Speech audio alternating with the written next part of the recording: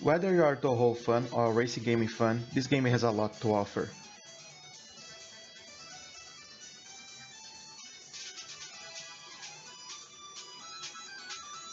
Released on December 12th for Nintendo Switch and Steam, Gensou Skydrift is a racing game from the Toho franchise, and reminds me a lot of the GameCube racing games. Honestly, if I had time is a love letter for the GameCube, I would say Gensou Skydrift is a love letter for the racing games of GameCube. Because during all times I felt a strong nostalgia of playing Mario Kart Double Dash, Sonic Riders, and F-Zero GX. Mechanically speaking, the game has the best of those three worlds. The tech system reminds me of Double Dash because it is possible to carry two items at the same time.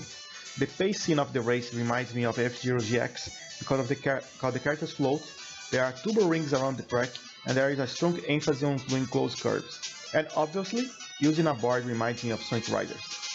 Aside from that, the game is vastly different from other racing games because you don't acquire them from the stage. Every time you go through a turbo ring, the item meter of your main character increases a little bit.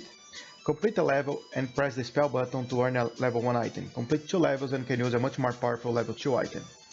Speaking of which, each character has its own hyper item, which is usually given to a player on the last positions.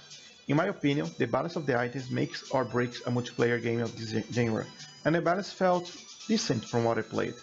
Being hit by an attack is not the end of the world.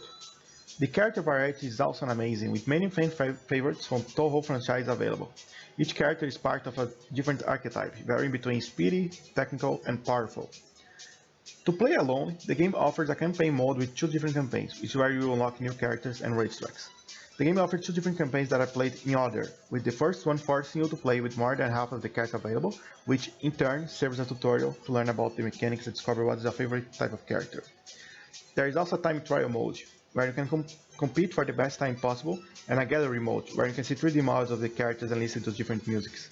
There are no Grand Prix modes, however. In terms of racing tracks, the game features a total of 17, which is formidable for any game like this, especially if you consider that Mario Kart until the GameCube era had only 16 tracks per game. These tracks can be small with 3 laps, medium with 2 laps, or big with 1 lap.